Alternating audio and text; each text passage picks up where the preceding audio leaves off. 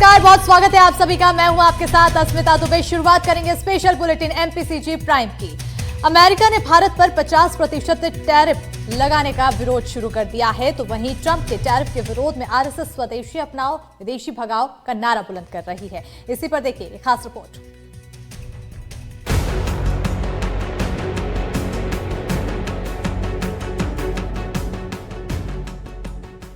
America के भारत पर लगाए 50% ट्रंप टैरिफ का जवाब देने के लिए स्वदेशी अपनाओ विदेशी भगाओ का नारा एक बार फिर चर्चा में आ गया है।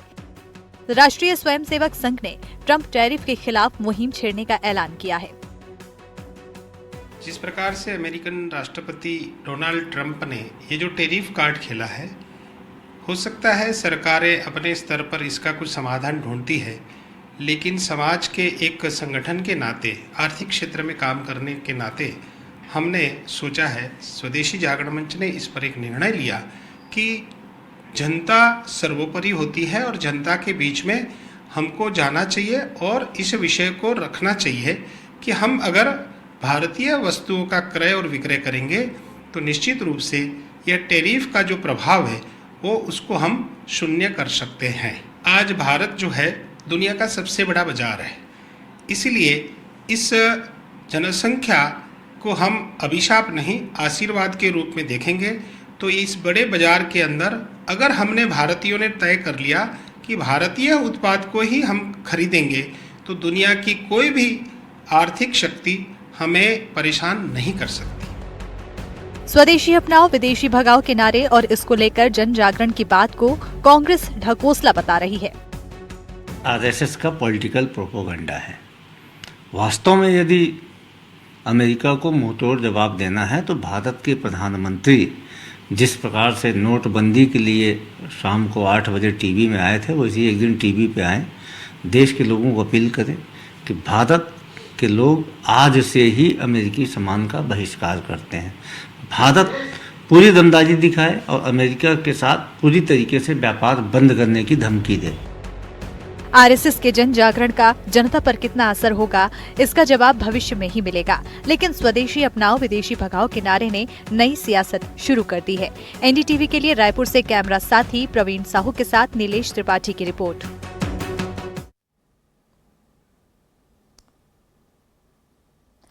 बच्चों को गिफ्ट बहुत पसंद होते हैं और जब गिफ्ट में स्कूल में उन्हें कोई स्पेशल गिफ्ट मिले तो बच्चों की स्कूल आने की खुशी दोगुनी हो जाती है। सिवनी जिले में स्कूली बच्चों के लिए जन भागीदारी से ऐसे गिफ्ट दिए जा रहे हैं जो उनकी समस्याओं को दूर कर रहे हैं। देखिए हमारे संवाददाता आशीष जैन की खास ग्राउंड रिपोर्ट।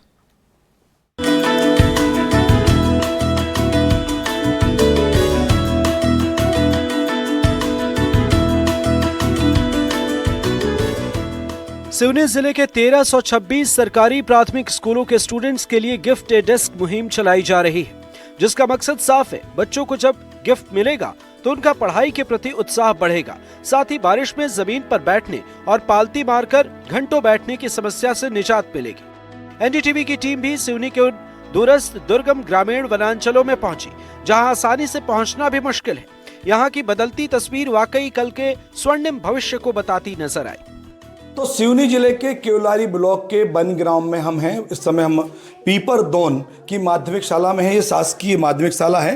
पिछले साल तक इस स्कूल में बच्चों के बैठने के लिए फट्टियाँ हुआ करती थी और इस बार डेस्क है और ये डेस्क इन्हें इनके ही गांव के निवासियों ने दी है, ग्रामीणों ने दी है। किसी के गार्जियन हैं तो किसी के शिक्षक हैं जिन्होंने इन्हें उपहार में ये डेस्क दी हुई हैं। डेस्क पे बैठने के बाद आप बच्चों का खुशी खुद देख सकते हैं। कभी इतनी स्ट्रेंथ के लिए स्कूल प्रशासन को भी थोड़ा जद्दोजहद करना पड़ती थी, लेकिन आज पूरी की पूरी दर संख्या यहाँ स्कूलों में आ रही है और बच्चों को डेस्क पे बैठने का जो आनंद आ रहा है उससे पढ़ने में भी मन लग रहा है। पहले कैसे बैठते थे और अब कैसे बैठ रहे हो? पहले फट्टी में बैठते थे, हाँ। बाल्टी मार के। अब डेस्क में बैठते हैं। क्या अंतर आ गया? पढ़ने में मन लगने लगा? यस। और फट्टी और डेस्क में क्या बदलाव मिला तुम्हें? फट्टी में पैर दुखते थे और डेस्क में नहीं दुखते। हमारे साथ यहाँ के शिक्षक मौजूद है। क्या शुभ नाम है आपका? मैं श्याम सिंह भट्टी, एज ए प्रधान पाठक माध्यमिक शाला पीपरदौन से। क्या कहेंगे भट्टी साहब, आप कितनी सहूलियत हुई है डेस्क से? मैं कहूँगा सर, डेस्क मिलने से हमारे बच्चों बहुत उत्साहित हुए हैं और जो यहाँ पर जिनमें रुझान नहीं था, बच्चों में लगन नहीं थी बच्चों में, डेस्क आने से वो हंसी खुशी खेलते हुए आते हैं और इतने एंजॉय करते हैं, यहाँ पे मस्ती करते हैं स्कूल में, बहुत उन्हें मज़ा आता है। और क्या है, डेस्क आने से हमारी दर्शनसंख्या में भी बढ़ोतरी हो रही है और बच्चे बहुत इंटरेस्ट होकर रुचि से पढ़ते हैं। खास बात यह है कि इस मुहिम से बच्चों के साथ उनके अभिभावक और ग्रामीण भी जुड़ रहे हैं, जो अपने नौनिहालों के लिए उपहार में डेस्क दे रहे हैं। रतनपुर ग्राम पंचायत के 5 गांव के ग्रामीणों ने मिलकर अपने क्षेत्र के 5 स्कूलों और आंगनबाड़ी में 51 डेस्क अपने बच्चों को गिफ्ट किए। तो स्कूल में जो बच्चे फट्टियां पर बैठ रहे थे उन्हें कैसे डेस्क तक पहुंचाया जाए, इस बात के लिए सिवनी में एक मुहिम चलाई गई है। हम आदिवासी अंचल के कुछ गांवों में हैं, बनग्राम का एक क्षेत्र है। ये जो गांव दिख रहा है हिर्री टोला गांव है। हिर्री टोला गांव के सरपंच और कई जो गांव के ग्रामीण हैं वो यहाँ मौजूद हैं। वजह इनके लिए खास है कि इन्होंने 10 रुपये, 20 रुपये, 50 रुपये ऐसा चंदा करके अपने गांव के लिए, अपने गांव के टोले के लिए, अपने बच्चों को पढ़ाने के लिए डेस्क गिफ्ट में दी हैं। कैसे आपने अपने नौनिहालों को फट्टी से डेस्क तक पहुंचाया है? सर्वप्रथम मैं मीडिया साथियों को धन्यवाद ज्ञापित करता हूं। जिला प्रशासन द्वारा सिवनी में डेस्क या गिफ्ट का अभियान चलाया जा रहा था। मैं और मेरे साथी शिक्षकों ने ग्रामवासियों से संपर्क करके बुनियादी शिक्षा को मजबूत करने के लेके हम घर घर जाकर किसी से 10 रुपये, किसी से 5 रुपये, किसी से 200 रुपया चंदा इकट्ठा करके हम ग्रामीणों ने बुनियादी शिक्षा को मजबूत करने के लिए 51 डेस्क सहयोग दान किया। साथ में 47 डेस्क स्कूलों को दिए गए और 4 डेस्क आंगनवाड़ी केंद्रों में दिया गया। चूँकि आंगनवाड़ी की महिलाएं, धात्री गर्भवती महिलाएं बैठने उठने में परेशानी जाती है, इसलिए भी हमने वहाँ पे डेस्क गिफ्ट किया। सिवनी ब्लॉक के ही कामता गांव में जब हमारी टीम पहुंची तो उसी दिन स्कूल में बच्चों को डेस्क मिली। डेस्क पाकर बच्चों की खुशी का कोई ठिकाना नहीं था। कामता के प्राथमिक स्कूल में हमें हमारे साथ बहुत सारे बच्चे हैं। आज ही इनके पास ये बेंचें पहुंची हैं, आज ही इनके पास ये डेस्क पहुंची हैं। जानना चाहिए कितनी खुशी की बात है, इन्हें आज गिफ्ट मिली है। क्या मिल गया गिफ्ट में? बेंच। कैसा लग रहा? अच्छा लग रहा है। क्या फायदे हो गए? अब पानी से बचत हो गई और नीचे कमर में भी दर्द नहीं होता और लिखते भी अच्छा बनता है और देखते भी अच्छा लगता है। अच्छा, क्या नाम है आपका? प्रारब्ध दुईके। और पहले जब बैठते थे तब क्या दिक्कतें होती थी? दिक्कत होती थी, कमर में दर्द होता था, पैर अकड़ जाते थे और दर्द होता था पूरे पैरों में। अब अच्छा लगने लगा बेंच। कितना अंतर है गुरुजी, क्या कहेंगे? आनंद ही आनंद। मैं तो यह कहना चाहूँगा कि बच्चों को जो आज गिफ्ट मिला है कलेक्टर मैडम के माध्यम से, तो बच्चे इतने उत्साहित हैं कि उससे बिल्कुल मैं पूर्ण यकीन दिलाता हूँ कि शिक्षा के क्षेत्र में बहुत ज़्यादा सुधार आएगा।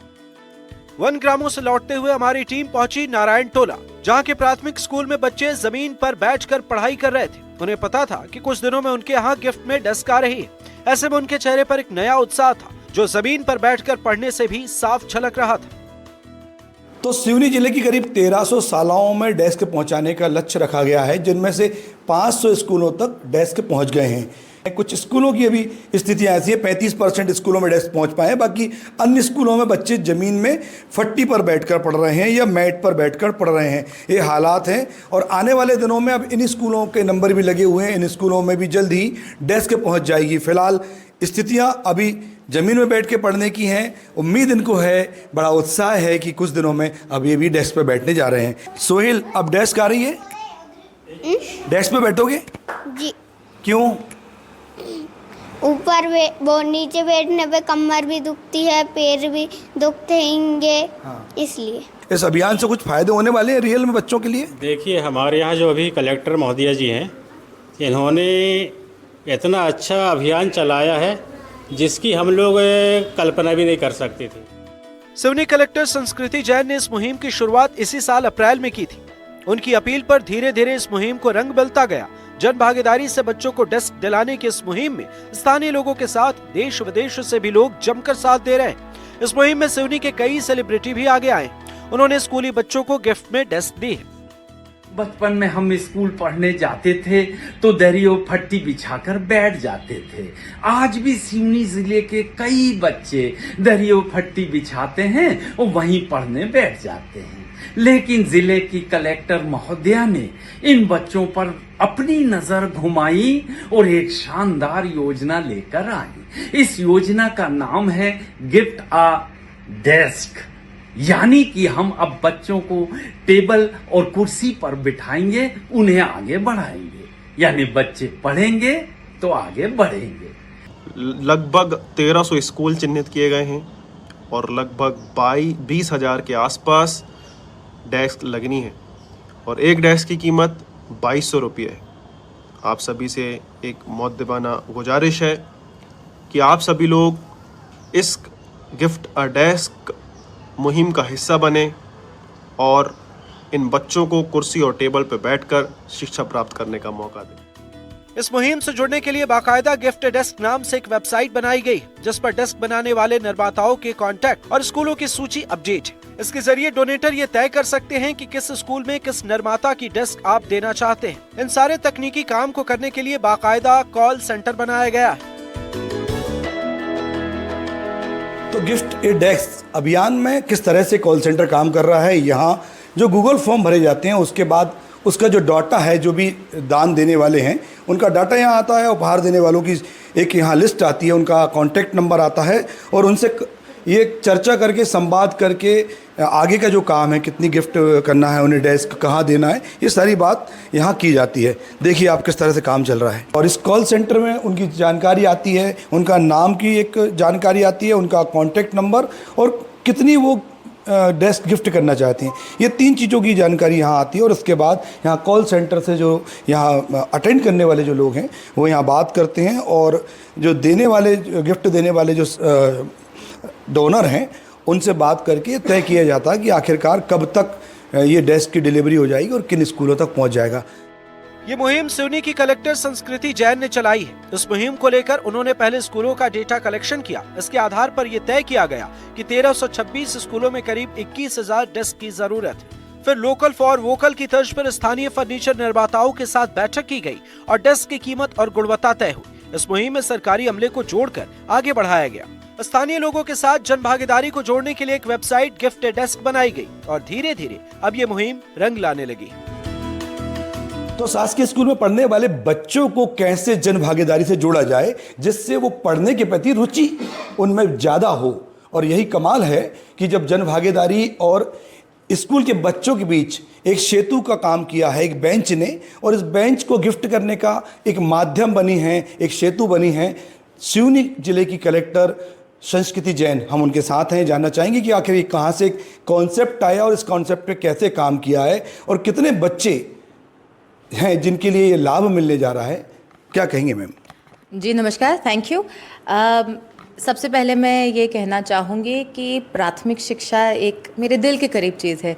शायद इसलिए भी है क्योंकि अभी मेरे बच्चे भी प्राथमिक शालाओं में पढ़ते हैं और उन्हें देखकर मुझे हमेशा लगता है कि, और मुझे ये पक्का विश्वास है कि ये पहले 5 साल जो हैं, पहली से 5वीं तक, उन्होंने अगर पढ़ना लिखना गणित करना अपने आप सीख लिया, उनमें पढ़ने की रुचि आ जाए, तो आजकल टेक्नोलॉजी इतनी अच्छी है और इतनी क्रॉस कटिंग है अक्रॉस डिफरेंट क्लासेस सोसाइटी, हम इतने एकजुट होते जा रहे हैं कि एक बार पढ़ना लिखना गणित करना और पढ़ने की रुचि आ जाए तो किसी भी बच्चे को रोका नहीं जा सकता।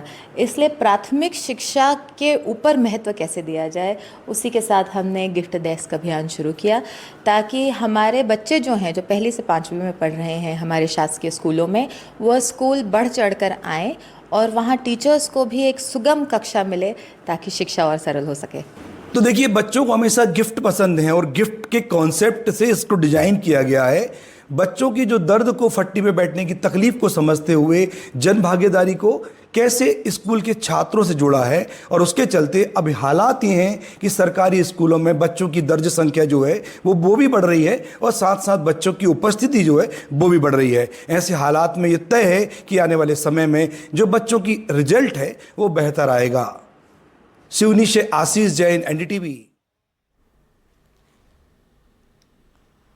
बढ़ेंगे आगे। देशभक्ति, महिला सशक्तिकरण और ग्रामीण आत्मनिर्भरता, ये तीनों बातें जब एक साथ साकार होती है तो वो सिर्फ खबर नहीं रह जाती बल्कि प्रेरणा बन जाती है। छत्तीसगढ़ के बालोद जिले के बगबरा गांव की महिलाएं हर घर तिरंगा अभियान के तहत कुछ ऐसा ही कर रही हैं। यहां महिलाएं तिरंगे की सिलाई कर रही हैं, लेकिन असल में वो राष्ट्र प्रेम, आत्मसम्मान और आर्थिक स्वावलंबन की नई बुनाई कर रही हैं।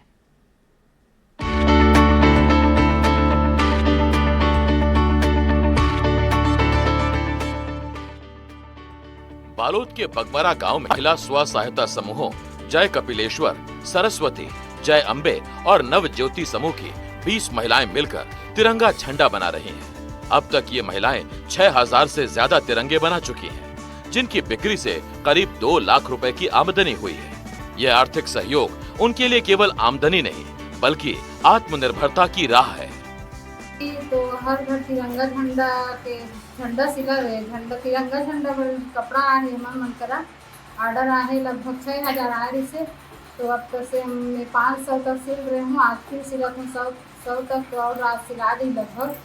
और खेत में जा रही हूँ तो अब सब चीज़ ऑर्डर ऐसे भी मोड़ करा सिले भी तब बहुत खुशी होती है। तिरंगा झंडा सिला था और हर घरे जाइए तिरंगा झंडा है तो अपन आप लोग बहुत खुशी हुई कि झंडा में सिला था तो हर घर लहरात झंडा ऐसे करके 6000 तक के ऑर्डर मिले थे। तो 500 तिरंगा सिल चुके हैं अभी और समूह द्वारा तिरंगा के निर्माण होते हर घर तिरंगा अभियान के तहत हमन सिला कमकर से हमन अच्छा आमदनी भी होते और हमन गर्व भी महसूस होते। तो इसलिए आप मन सब अपन घर में झंडा ले और लगाओ, इससे हमारे आय के स्रोत भी बने रही। महिलाओं के इस काम को देखकर खुद जिला कलेक्टर दिव्या उमेश मिश्रा भी प्रभावित हुई। उन्होंने गांव पहुंचकर झंडा निर्माण की प्रक्रिया देखी और इस कार्य को महिला सशक्तिकरण की मिसाल बताया। महिलाएं कहती हैं, ये काम उन्हें न सिर्फ आर्थिक सहयोग देता है बल्कि खुद पर विश्वास करना भी सिखा रहा है।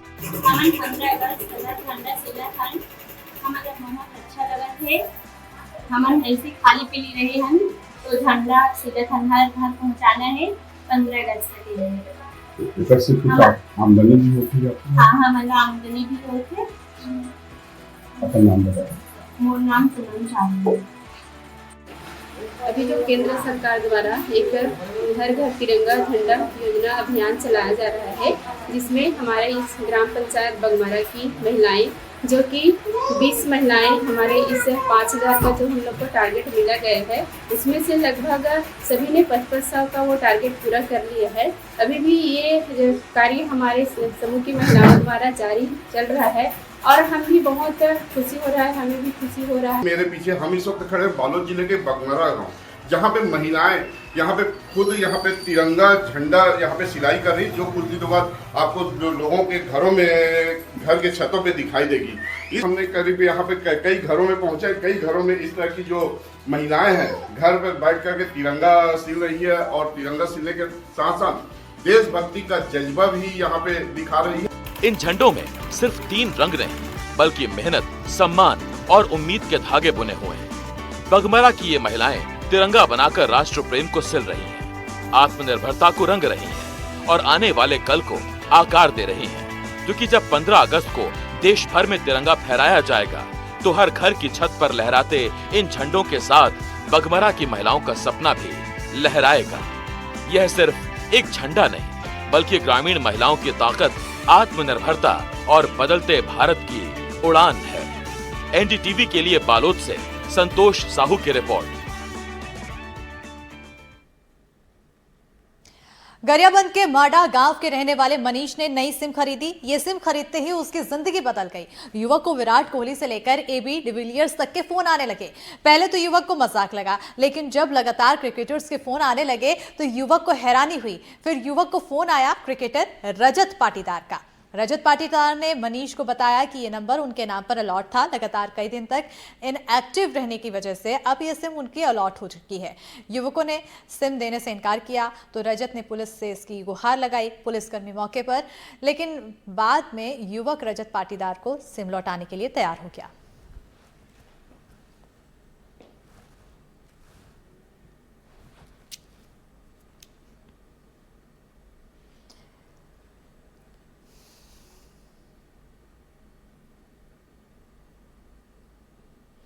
और अब खबर रतलाम से है, जहां चाइनीज मांझा बना जानलेवा। चाइनीज मांझे से कटी एक युवक की गर्दन। बता दें कि बाइक पर जाते वक्त कटी युवक की गर्दन। अलग अलग जगह पर 4 लोग घायल हुए हैं तो एक महिला समेत 4 लोगों के घायल होने की जानकारी सामने आई है। जिला अस्पताल में भर्ती तीनों घायल हो चुके हैं। रोकने के बावजूद चाइनीज मांझे की बिक्री यहां पर लगातार जारी है और ऐसे में अब सवाल बनता है कि जब रोक है तो उसके बाद भी बिक्री हो रही है तो इस पर आखिर संज्ञान क्यों नहीं लिया जा रहा। मेरे हाथ में इस वक्त वही चाइनीज मांझा है जिसके चलते एक 18 वर्ष के युवक की गर्दन कट गई और उसे गंभीर हालत में जिला अस्पताल में भर्ती कराया गया है। बात यहीं खत्म नहीं होती, और भी कई लोग हैं जो इसी चाइनीज मांझे से घायल होकर और अस्पताल में इलाज करवा रहे हैं। लेकिन सबसे बड़ा सवाल तो ये होता है कि जब शासन ने इसके ऊपर प्रतिबंध लगा रखा है तो जिला प्रशासन इसको क्यों पकड़ नहीं पाया। मामले के बाद रतलाम पुलिस ने कई दुकानों पर छापामार कार्रवाई की और चाइनीज मांझे को जब्त किया है।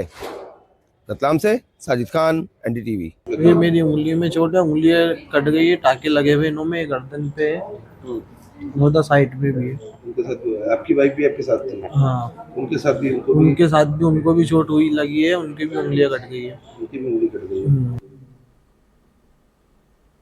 और अब खबर देवास से है, जहां भरोसा टोल पर विधायक के भतीजे की गुंडाई का मामला सामने आया है। भरोसा टोल पर जमकर उत्पात मचाया है और हाथ में डंडा लिए नजर आया है भतीजा। बता दें कि टोल मांगने पर कर्मचारियों से गाली गलौज और हंगामे का वीडियो फिलहाल सामने आ चुका है।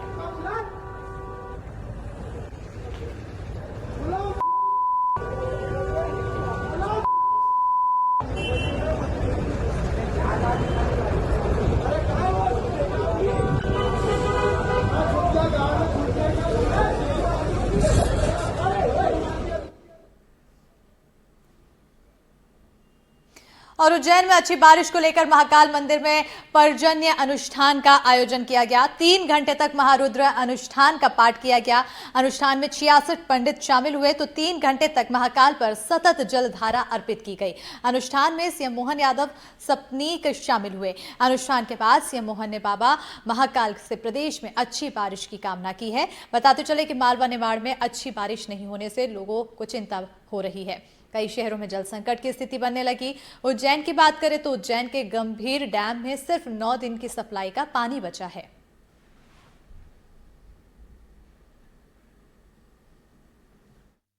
सावन पूर्णिमा, बाबा महाकाल की नगरी और महा त्योहार रक्षाबंधन का बहन भाइयों के लिए अमिट त्योहार। बहन अपने भाई के हाथ में रक्षा सूत्र बांधकर उसको एक तरह से उसके दीर्घायु की कामना करती है, सभी प्रकार के कामों की सफलता की कामना करती है। भाई जीवन भर बहन की रक्षा का संकल्प लेता है। ये सनातन संस्कृति का अद्भुत त्योहार है।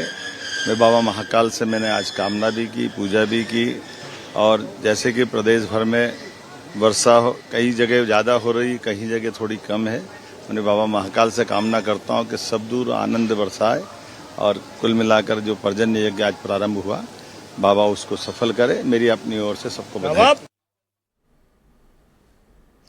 और मध्य प्रदेश के मुख्यमंत्री डॉक्टर मोहन यादव रक्षाबंधन पर अपने घर पहुंचे, जहां उन्होंने परिवार के साथ सामूहिक रूप से रक्षाबंधन का पर्व मनाया। इस दौरान बड़ी बहन शांति देवी और कलावती यादव ने उन्हें राखी बांधी और मिठाई खिलाकर आशीर्वाद दिया। जिसके बाद सीएम यादव ने उन्हें उपहार दिया।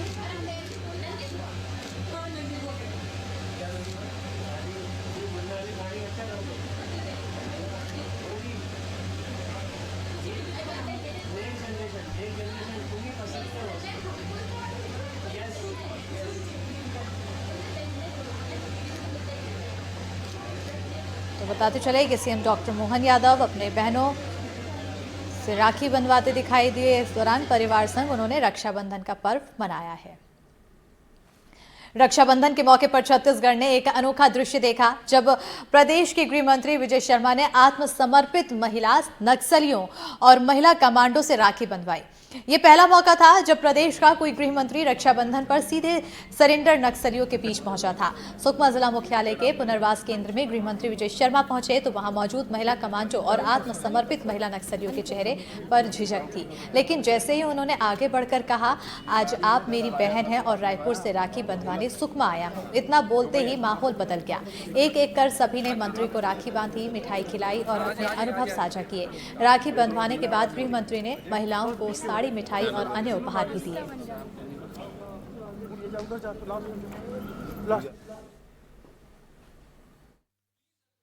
अगले साल आया था तो मैं बोलकर गया था कि मैं अगले बार राखी के दिन आऊँगा, और एसपी साहब को बात ध्यान थी तो आज एसपी साहब मुझसे कह रहे थे कि आपने पिछली बार कहा था। तो आज आ करके ये सारे नक्सल संगठन में 10-10, 15-15, 20-20 साल तक काम किए हैं और अभी पुनर्वास इन्होंने किया है। तो पुनर्वास करने के उपरांत उनको मन में विश्वास पैदा हो, इसलिए मैं भी बस्तर के कमिश्नर, बस्तर के आईजी, प्रदेश जिला के हमारे कलेक्टर और एसपी, साथ ही साथ हमारे जिला पंचायत के अध्यक्ष, जिला पंचायत के सदस्य और सभी हमारे नेतागण आकर के, जिला भाजपा के अध्यक्ष जी हैं हमारे, आकर के आज यहाँ इनसे राखी। और इसी के साथ स्पेशल बुलेटिन एमपीसीजी प्राइम में फिलहाल इतना ही। खबरों के लिए देखते रहिए एनडीटीवी मध्य प्रदेश छत्तीसगढ़।